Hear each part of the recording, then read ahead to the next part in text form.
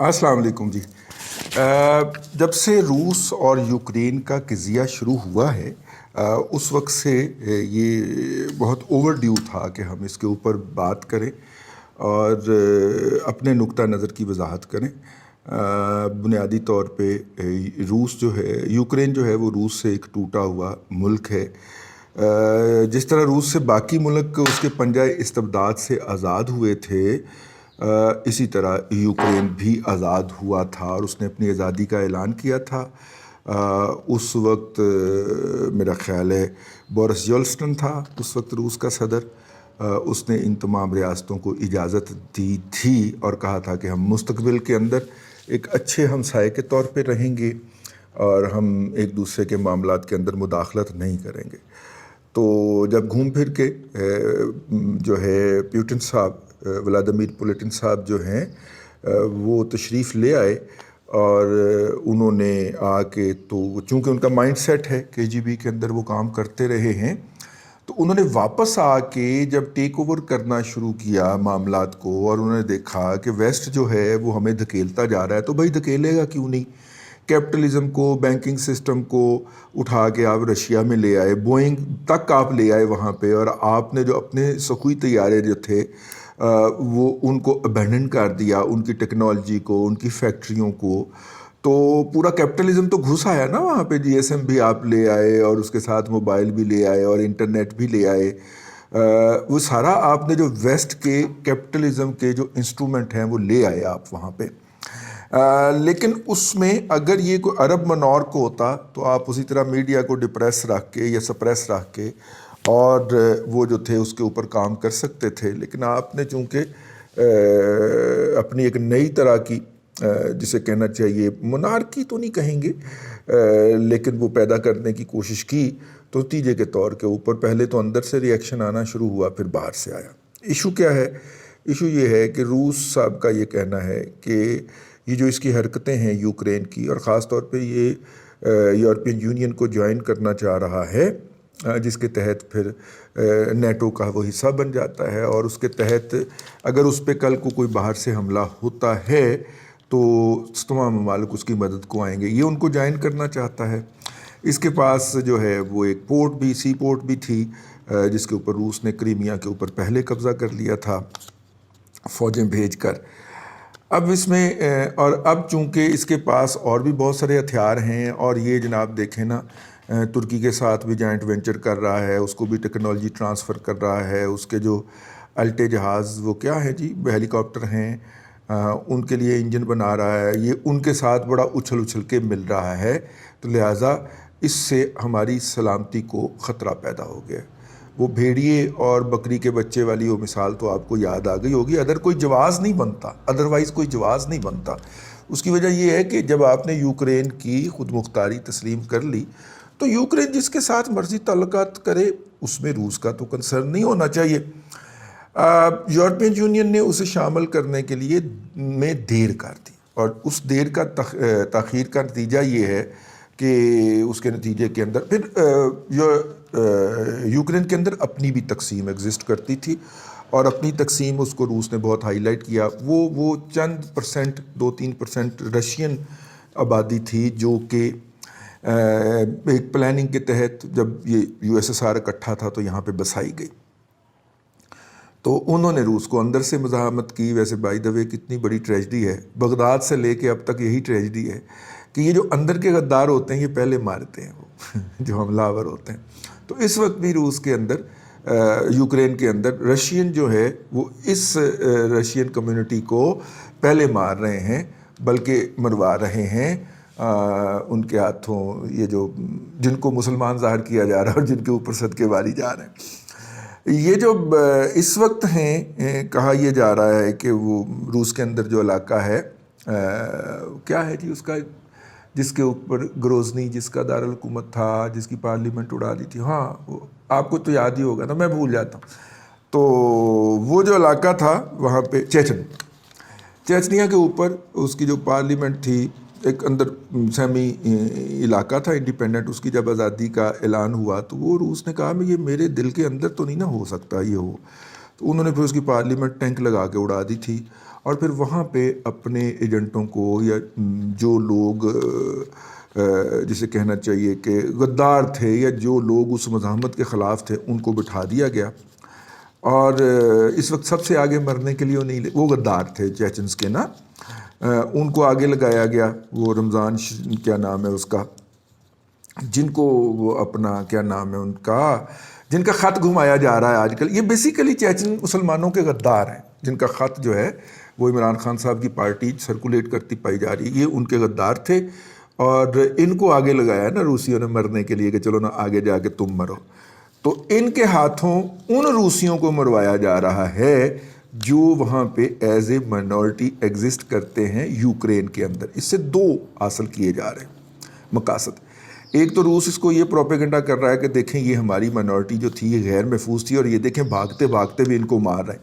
مار وہ خود رہا ہے, بھاگتے بھاگتے بھی اس کو مار رہے ہیں. ٹھیک ہے, تو یہ دیکھیں کتنا بڑا ہماری کمیونٹی کے اوپر ظلم ہو رہا تھا, تو اس لیے ہم نے ان کے اوپر نا یہ چڑھائی کی ہے.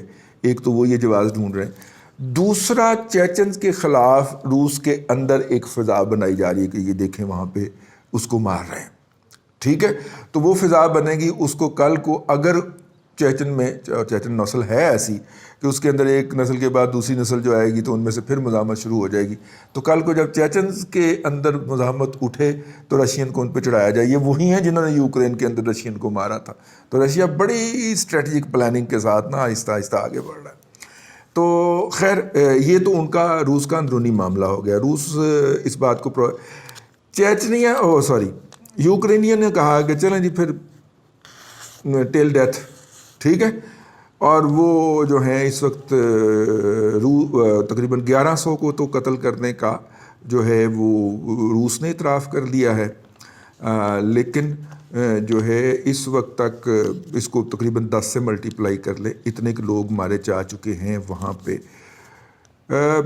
کروڑوں کی آبادی ہے لیکن اس میں سے چند لاکھ ہی ہمسایہ ممالک میں جا پائے ہیں. باقی تو وہیں پہ اپنے گھروں میں مقیم ہیں یا کہیں گاؤں دیہات میں. اور گاؤں دیہات کے اندر دور دراز گاؤں سے کہاں خبر آتی ہے کہ وہاں پہ روسی فوجیوں نے اتنے لوگ مار دیے. جب اتنے اسلحے کے ساتھ آپ روب عمل ہوتے ہیں, آپ کسی کو نہ بھی مارنا چاہیں تو پھر بھی فوج کے اپنے بڑے نقصانات ہو جاتے ہیں. اس طرح کی موو کے اندر گولی چل گئی, کو بم پھٹ گیا. ٹھیک ہے, تو جو لوگ اس کی زد میں آ رہے ہوتے ہیں یا جو لوگ ریلیونٹ ہو کے بھی سائڈ پہ کھڑے ہوں, وہ بھی جو ہیں وہ بھی بیچارے اپنی جان سے ہاتھ دھو بیٹھتے ہیں. تو یہ قضیہ ہے جی کہ ایک بڑے ہمسائے کا کہنا ہے چھوٹے ہمسائے کے بارے میں کہ اس کی موجودگی سے میری سلامتی کو خطرہ ہے. اب یہاں پہ پاکستان جو ہے, پاکستان کے اندر بہت سے لوگ جو ہیں, قوم دو حصوں میں تقسیم ہے. اور پاکستان کی جو حکومتی پارٹی ہے اس کا خیال ہے کہ روس بالکل درست کر رہا ہے اور اسے یہ کرنے کا حق ہے کیونکہ اس کی سلامتی کو خطرہ ہے. میں اس حوالے سے نا, اقبال لطیف صاحب ہیں میرا خیال فرانس میں مقیم ہوتے, اور یہ وہ کوئی فنڈ مینجمنٹ وہاں پہ کرتے ہیں. بہت اچھے خوشحال امیر لوگوں میں ان کا شمار ہوتا ہے. پاکستان کے مالیاتی مسائل کے حوالے سے اگر آپ نے کوئی کمپریہنسو کسی کی گفتگو سننی ہو تو ان کو ضرور سنیے. بہت معقول اور لاجیکل بات کرتے ہیں. میں فین ہوں ان کا جی. تو اقبال لطیف صاحب جو ہے, تو اقبال لطیف صاحب جو ہیں میں نے ان کو بھی سنا اور ان کا نقطہ نظر ظاہر میں نے اس لیے سنا کہ مجھے ان کا نقطہ نظر پسند تھا, اور اس لیے نہیں سنا کہ مجھے ان کا نقطہ نظر پسند تھا, میں یہ کہنا چاہ رہا ہوں, بلکہ اس لیے سنا کہ یہ بندہ لاجیکل بات کرتا ہے. اور آج کے دلائل, اور وہی دلائل تقریباً میرے تھے تو مجھے اور زیادہ اچھی بات لگی ان کی, اور آج کے دلائل بھی میں نے زیادہ تر ان کے دلائل سے مستعار لیے ہیں. بنیادی بات ہے, اگر ہم روس کی اس مسئلے کے اوپر حمایت کر دیتے تو کل کو بھارت یہ کہے گا, جو کہ اس کا ہمیشہ نقطہ نظر رہا ہے اب تک ہے, کہ جناب پاکستان کے وجود سے اور اس کی حرکات سے ہماری سلامتی کو خطرہ ہے, تو ہم پاکستان پہ جا رہے ہیں, حملہ کرنے جا رہے ہیں, پاکستان پہ قبضہ کریں گے, وہاں پہ اچھے لوگوں کا تقرر کریں گے اور پھر ہم واپس آ جائیں گے. ٹھیک ہے, روس بھی یہی کہتا ہے. اور اس کے نتیجے میں پھر پاکستان میں جو تباہی ہوگی, اور دیکھیے اندرا گاندھی جو تھی یہ کام 1971 میں کرنا چاہ رہی تھی. ٹھیک ہے, تو وہ پھر امریکنز نے انہیں روکا تھا. اب تو ساری چیزیں ریویل ہو گئی ہیں, مطلب کہ اس وقت ہم اس قابل نہیں تھے کہ اپنے ملک کا پراپر دفاع کر سکتے. ٹھیک ہے, ہم قربانی دیتے, جان دیتے, اس کی مزاحمت کرتے, لیکن ہم اس قابل نہیں تھے کہ ہم یہ باتیں یہ کر پاتے. تو لہٰذا امریکہ کو باقاعدہ وار تھریٹ ایشو کرنا پڑا تھا اندرا گاندھی صاحبہ کو کہ اگر آپ نے یہ کیا تو پھر ہم آپ پہ حملہ کر دیں گے. تو یوں مغربی پاکستان جو تھا اس کے اوپر وہ حملہ کرنے سے باز رہے تھے, یا اس کو مکمل طور پہ جس طرح انہوں نے مشرقی پاکستان پہ کیا تھا وہ کرنے سے باز رہے تھے. اس وقت امریکہ کے اندر جو حکومت تھی اپنی مجبوریوں کے باعث یا روس کے خلاف جو ان کی اسٹریٹجی تھی اس کے باعث اس نے ایک مجبوری کے تحت یہ کیا. آج کے دن میں واشنگٹن کے اندر واشنگٹن کے اندر جو حکومت برسر اقتدار ہے وہ پاکستان کو ایک آنکھ نہیں بھاتا, اور وہ پاکستان کے خلاف وہاں پہ قراردادیں پیش ہو رہی ہیں.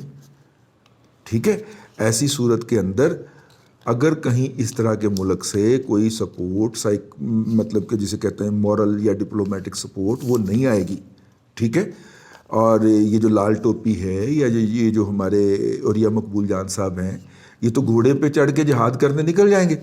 ٹھیک ہے, تو ہم کہاں جائیں گے؟ اور یہ جہاد کرنے ادھر ایران کو یا افغانستان کو نکلیں گے, ادھر نہیں نکلیں گے مشرق والے پاسے. گل یاد رکھنا ہے تسی ہیں. یہ تو گھوڑے کے اوپر سفید رنگ کے گھوڑے کے اوپر سرخ رنگ کی کاٹھی ڈال کے اور اس کے اوپر کالا جھنڈا لہراتے ہوئے بیٹھ جائیں گے اور جہاد کرنے نکل جائیں گے. ساڈا کی بنے گا؟ دوسری بات یہ ہے کہ وہ جنگ کے پیرامیٹرز تو بہت بدل چکے ہیں نا. گھوڑے کو دوڑایا بھی جا سکتا ہے اور ڈرایا بھی جا سکتا ہے. کہنے کا مطلب یہ ہے کہ اگر ہم یہ رائٹ روس کا تسلیم کر لیں اور اس کو انڈورس کرتے ہیں تو اس کے نتیجے کے اندر کیا ہوگا کہ ہم کسی اور کو یہ شے دے رہے ہوں گے کہ کل کو وہ اس طرح کا ایک بہانہ بنا کے اور پاکستان کی سالمیت پہ حملہ ہو جائے. یہ تو ایک اسٹریٹجک پوائنٹ آف ویو ہو گیا. دوسرا دیکھیے, دنیا کا کوئی مذہب اور دنیا کے تمام مذاہب بھلے وہ آسمانی ہیں بھلے وہ زمینی ہیں, ایتھیسزم بھی تو ایک مذہب ہے نا. بھلے وہ ایتھیزم ہے کہ وہ کسی بھی مذہب پہ یقین نہ رکھنے کے دعوے دار ہیں تو وہ بھی ایک فرقہ ہو گیا, ایک مذہب ہو گیا. یہ تمام مذاہب اس بات پہ اوپر متفق ہیں, پریکٹیکل شکل اس کی جو بھی ہو. ٹھیک ہے, اس کو الیبریٹ کرنے والوں نے اس کی جو بھی عملی شکل بنا لی ہو, لیکن جو بنیادی تعلیمات ہیں اس کے اندر آپ کسی نہتے آدمی کے اوپر جب تک کہ وہ آپ کے اوپر حملہ آور نہیں ہوتا آپ اس کے اوپر حملہ نہیں کر سکتے. جان لینا تو کجا, آپ اسے گزند بھی نہیں پہنچا سکتے, آپ اسے جسمانی طور پہ نقصان بھی نہیں پہنچا سکتے. یہ بنیادی تعلیمات کے اندر شامل ہے. تو چلے اسی پہ آ جائیے. ٹھیک ہے, آپ جو بھی مذہب نکال لیجئے, میں صرف اسلام کی بات نہیں کر رہا, اور جتنے بھی مذاہب ہیں وہ اخلاقیات کو درست کرتے ہیں پہلے, پھر اعمال کی طرف آتے ہیں. پہلے وہ اخلاقیات کا درس دیتے ہیں, دنیا کا کوئی بھی مذہب ہو. تو اس کے تحت بھی یوکرینی اس مسئلے کے اندر مظلوم شخص ہیں, ان کے خلاف بڑا الزام کیا عائد کرتے ہیں پاکستان کے اندر بیٹھے ہوئے وار مونگر اور جنونی جو ہیں وہ یہ فراہم کرتے ہیں جواز کہ جناب دیکھیے وہ تو یوکرائن بلڈ اپ کر رہا تھا. تو یوکرائن اگر اپنا بلڈ اپ کر رہا تھا ڈیفنس, تو اس سے رشیا کو یہ حق کیسا مل جاتا ہے کہ وہ یوکرائن پہ چڑھ دوڑے؟ اور شاید اسی چڑھ دوڑنے کے اوپر تو وہ اپنے لیے حفاظتی اقدامات کر رہا تھا کہ کل کو یہ میرے اوپر چڑھائی کر دیں گے تو میرا ڈیفنس کیا ہوگا, اور وہ اپنا ڈیفنس مضبوط کر دے گا. اور ظالم نے پہلے حملہ کر دیا اور وہاں پہ دسیوں ہزار لوگ جو ہیں اب تک قتل کیے جا چکے ہیں, ان کے اندر سویلین کی میجورٹی ہے. وہاں کے نوجوان لڑکے اور لڑکیاں دونوں اپنے وطن کی محبت کے اندر جانے دے رہے ہیں. تو چلیے آپ میکسیمم کیا کر سکتے ہیں کہ آپ میکسیمم اس قتل و غارت گری کو برا جانیے, کم از کم اس کو کنڈیم تو کیجئے نا یار. انسان کی جان جا رہی ہے, انسان کا خون بہایا جا رہا ہے, آپ اس کو کنڈیم تو کیجئے, بجائے اس کے کہ آپ روس کے حملے کا, اس کی جارحیت کا, اس کی قتل و غارت گری کا, اس کی لوٹ مار کا جواز ڈھونڈنا شروع کرتے ہیں. دیکھیے روس نے اس وقت چن کے ان فیکٹریوں پہ آخری فکرہ ان فیکٹریوں اور علاقوں پہ حملہ کیا ہے جہاں پہ اس کی ٹیکنالوجیکل بیس ہے. ٹھیک ہے, آپ تو حضور بڑے فخر سے بتاتے ہیں کہ کس طرح اسرائیلی اور انڈین پاکستان کے ایٹمی پروگرام کے اوپر حملہ کرنے آئے اور کس طرح ہم نے اس کو ناکام بنایا, اور پھر آپ قصیدے پڑھتے ہیں. ٹھیک ہے, ان کا تباہ ہو گیا ہے سر. ان کے پاس پورا رائٹ ہے کہ وہ اپنی ٹیکنالوجی جس کی بنیاد کے اوپر ان کی معیشت کھڑی ہوئی ہے اس کو لیٹسٹ ڈیولپمنٹ دیں. تو یہ ہے وہ فلاسفی جو پاکستان کے اندر نا، چونکہ یوٹیوب کے اوپر ان کی پاپولیشن سب سے زیادہ ہے، اور اگر کوئی یہ کہتا ہے کہ سوشل میڈیا کو دیکھیں بھی نہ اور اس پہ بڑا گند مچ گیا ہے، تو میں بڑی دست بستہ عرض کروں گا سر، میں بہت دست بستہ عرض کروں گا سر 90% پاپولیشن سوشل میڈیا کے اوپر آپ جناب کی ہے سر.